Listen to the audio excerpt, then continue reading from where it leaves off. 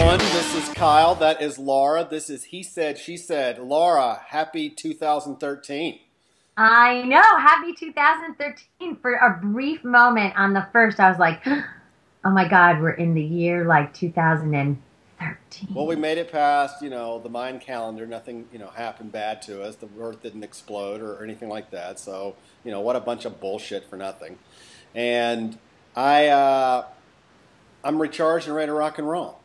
Oh, absolutely. Absolutely. A number of my clients, a number of women that I'm working with are getting back in the, getting back in the groove. They're post-divorce and ready to rock and roll. And as I was talking to a few of them, I was taking a few notes about what I thought some of the rules of dating in 2013 might look like. So are these women that, maybe got divorced and said, you know what, I'm going to hold off for a while? Or are these women that tried it, it just totally blew up in their faces, so they're going to give another shot? Or is it both? I think it's a little of both. The thing I've been hearing over and over is, I don't know if I can trust again. That I don't know, how am I going to trust? How am I going to know, how am I going to know that I'm not going to get hurt? Which we all know. I know. I can see you're trying hard not to roll your eyes, but you're going to get hurt. We're all going to get hurt. What are these, so it's the fear then of just getting hurt. Well, I mean, all right, so back up for a second. So here's what I would ask then. So these women, I'm sure there's men out there that are like this too, right? Oh, yeah. So the fear, I'm afraid to trust again. Who says you have to get into a serious relationship?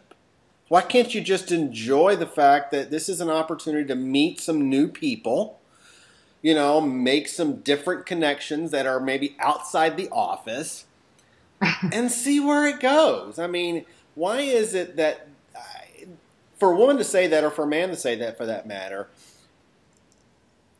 they're dating simply as a means to an end? The end being, I got to find somebody. If I'm going to date, then I'm going to do it to find somebody. And we all know how that goes, right?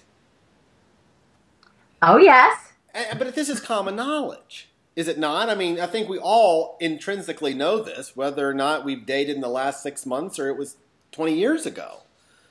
So I guess I'm trying to, I don't get that. What am I missing? There's a lot I don't get, actually, right now that's going on. It's like I have a good friend who actually, I got a text like late last night that she said, me and this guy, we just broke up. They'd only been dating 4 weeks. That's not a breakup. That's what I said. It's not a breakup if you're not really in a relationship. They're just, we just stopped hanging out. We're not, at 4 weeks, you're kind of still hanging out. Right.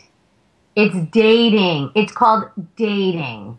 Yeah, it's not hooking up. Right. It's not going out. It's in this world today, in the post-divorce adult world, it's dating. I'm trying to remember when I'd been with the same person for 10 years, right? And so I got out, I got back out into the world again, right? I didn't really know how to do that. I didn't know what that looked like. So I'd gotten so used to being with one person for so long that I think that there's part of you that no matter how bad the relationship prior ended, you miss what the relationship represented. Right. Right? The stability, the fact that someone's there, they care, at least to some degree. They'll take your phone call. They're not going to play a lot of games with you. So when you move out of that and you move into some sort of, this new dating environment where, the motives that people have are quite often underhanded and they're, they don't really let out everything that they really feel. I read once somewhere, and I kid you not, this is so true. I read, the most deceptive time in our lives is when we are dating, because the entire time is spent with each of you trying to prove to the other you're something you're not. Oh, that's awesome! Is that not great? That's so awesome. I can't remember who quote. I've even Googled that entire phrase and I can't find it, so I'm going to take credit for it. I'm one of those people. I want to think the very best of someone. right? Yeah. And if someone says, I will call you tomorrow at 8, then damn it, I expect you to call me tomorrow at 8. That's just the way I roll, okay? A lot of people aren't like that. Calling tomorrow at 8 means I might get a text on Thursday. And you know what? I don't get that. Because if a guy said that to me, if he said, I'll call you tomorrow, even let's just leave it tomorrow. Let's not even pin a time on it. And they didn't. I'd be like, dude, why'd you bother saying it? Just don't say it. Just say talk to you soon. Well, or whatever. Laura, I've been really busy, right? Okay, no one's that busy. I've never bought that idea. You're not that busy to do something. So I know we're getting off on tangent there for a second, but I guess one of the things that that really frustrated me in the dating world was that, right? Someone would say they were going to do something. This is early on. This is something like, hey, I'll call you tomorrow to confirm we're going to go to lunch on Thursday or whatever. Right. If that individual doesn't call, okay, that early on, because let's be honest, in the beginning, we're all supposed to be on our best behavior. I mean, Correct. right? We're all going to, we're going to do whatever we need to do. So if someone is breaking small promises that early in the game, when they're trying, That's imagine what it's going to Bill. be like when they stop trying. Totally. That's a sign. That's a freaking sign. If they're going to break promises that easy, you might want to go ahead and cut your loss. Kyle, I have a couple of things. I have a couple of things that I feel like they're my words of wisdom for dating, going into 2013. So I'm going to give you a couple, and then you give me your feedback on them. Okay. This is the he said, she said part, or she said, he said, I guess. So my word of wisdom to one of my clients today was curiosity. Dating in 2013 is going to be driven by curiosity as long as it's kind and compassionate. Curiosity, like how? How? Like, you're having dinner, and, something comes out of his mouth that just makes you go, huh? Instead of just judging. Oh, she was using a perfect example. She was telling me that she had been on a date, and he talked a lot. Like, she couldn't get a word in edgewise. He talked a lot. That was her big complaint, and she didn't know what to do with it. So my suggestion to her was, ask him about it. Ask him if maybe, he might have been nervous, or, maybe he wasn't interested in what you had to say. Something curious, but nice, not mean-spirited. So I think you're onto something. I know that I think that all of us, there's some of us that appreciate conflict more than others, right? So let's go back to your situation there, where they're in a date, and let's say that she says something that resonates with him the wrong way. Mm-hmm. Okay, so he's got an option at this point. He either says, tell me a little bit more about what you just said. Mm-hmm. Or he lets it go. So a red flag has just gone off. He has an option to either, to your point, be inquisitive about it. Right. Ask some questions, knowing that it may draw a little bit of conflict. Or he can let it go and then potentially pay the price for it later on. Now, I think that happens universally. I think especially early on, because you want things to go well, the rainbows and the butterflies are there, right? And you really don't want to ruin that. So I think a lot of us are so scared to keep that feeling going, to kind of, to your point, really kind of dig a little bit and come again, what was that you just told me, right? And then all of a sudden the good, warm, fuzzy feelings begin to go away. I think people are intrinsically scared of that because we want to maintain. Here's how you know when you probably should inquire further, to your point. If the date is over and the first thing you do when you get in your car or you get back to your place is you call your best friend and the first words out of your mouth are, you're never going to believe what he just said on our first date, you probably should have said something. Right. Yeah, absolutely. That's probably the linchpin. You should have said, you know what? What was that? Right. Could you explain that a little bit more? I think Did you're you absolutely really mean right. to say that out loud? Right. I think you're absolutely right. I think that's spot on because then we wonder about it. Then we, oh my gosh, well, what if he said, he said that. So instead of, to your point, getting some more info, digging a little bit more, having a conversation about that, I'm just not going to go out with him anymore. Right. And see, my whole point to her was maybe he was really nervous and talked a lot. And maybe he's nothing like that, really. Because here's my other thing. You can't really assess somebody after one conversation. I mean, yes, they're going to be glaring. Listen, if you're disgusted, it was gross, you definitely can't stomach seeing this person again. I get that. But if it was decent, but there were a few things that you were maybe curious about, like, did he really mean to be like that? You know what? Or her? I would say don't assess it after just one date. Okay, Laura, well, let me ask you this then. Let's use your friend situation. I'm the guy, you're her. How do you have that conversation with me? I answer the phone or whatever, I call you up, and this has been on your mind. Dude, you talked the entire 2 hours we were together. You wouldn't shut up. It bothered me. How do you open that conversation with me? What do you say? See, I would say I had a great time with you. If we go out again, is it my turn to talk? A little satire. A little satire, maybe with a little giggle. Maybe, when we go out again, something to indicate, yes, I'd like to see you again, but, right. perhaps I could have the floor for the first 15 minutes. Something, I think that, listen, I am a believer that we all have to perfect the fine art of flirting when we're dating. And so I think it's okay then to kind of go to that place that's like, I had a really good time, but I felt like you didn't give me airtime, As a guy, a guy that's confident in himself, if she was to approach that guy, a confident person like that, I think that he would be more attracted to her as a result of that. Because I think that he's going to realize, well, this girl's kind of got her act together. She knows what's going on. A guy that's not confident, that's kind of very insecure, he'll cave like a deck of cards and probably won't see you again. And that's okay. And that's okay. Big pet peeve going into 2013, I got to say it, is texting. I got to say it. I got to open the door. You know what? For flirtation and sexting only, not ever for a real conversation or asking someone out.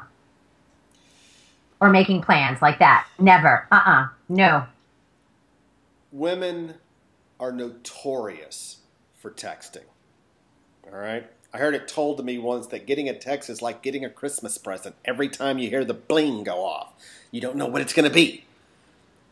Listen, I remember when I was dating, this is obviously before the Queen. The Queen never once did this, and I will tell you that was one of the reasons why I was so attracted to her.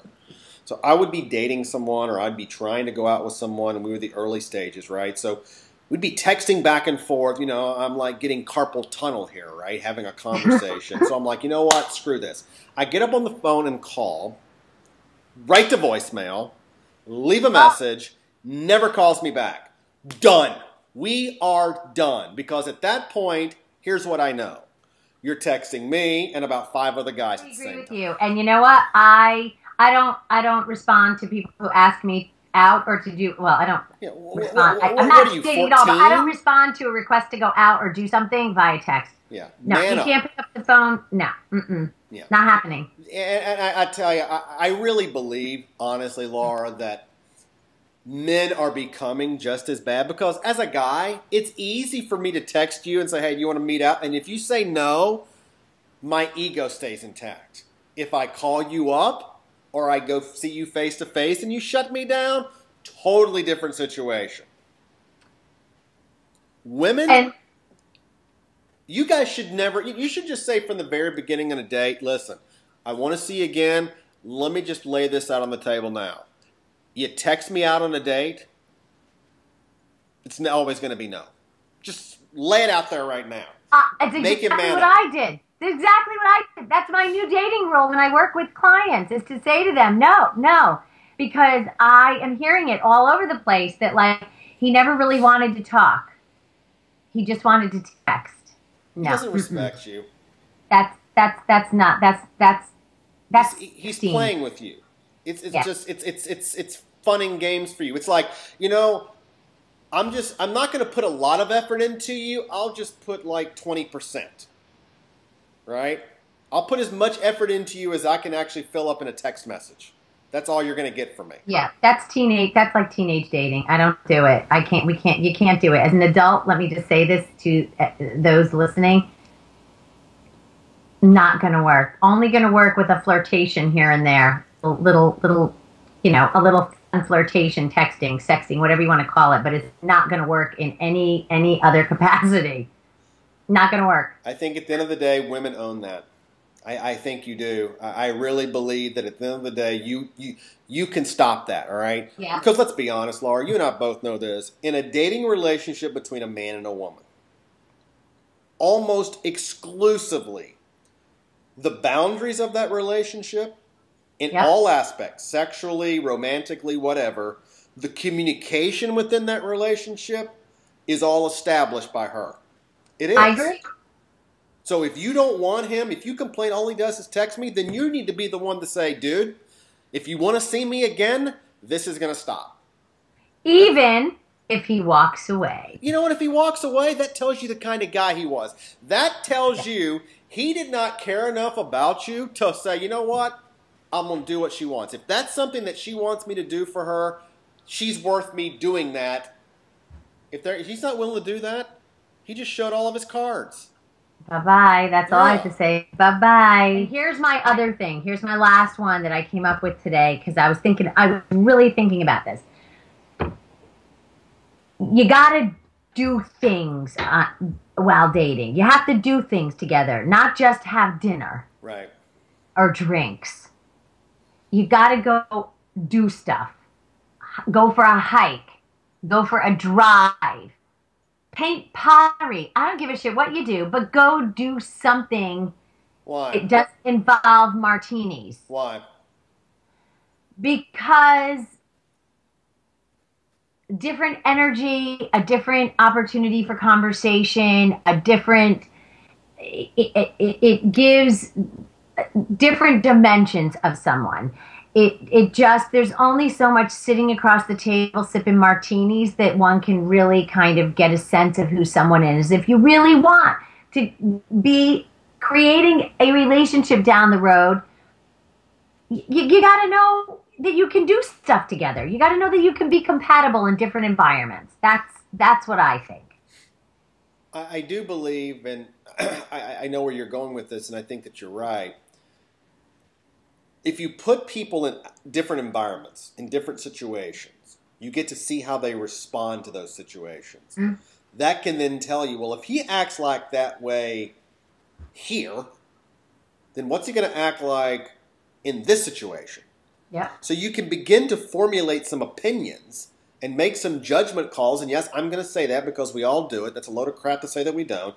You can begin to make some judgment calls on whether or not you want to continue the relationship, as opposed to your point, just sitting across having drinks and martinis because it's easy and it's the quickest way to get home to bed.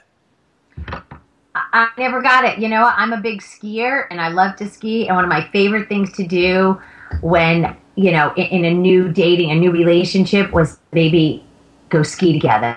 Because you know what? You find out all kinds of things when you're doing something you love with someone. And I think that's it. I think you're right. I think it's important to see that and to test that out and to kind of push the boundaries a little bit. Again, it's all about curiosity. It's about being, inquisitive about it. And I can't say it enough. That's my words of wisdom for dating in 2013. Those are the things I think are going to drive success this year if what you're looking for is love. Those are my words of wisdom. That's fantastic. Laura, been great. Looking forward to the new year. Have a wonderful week. We'll talk to you later. You got it.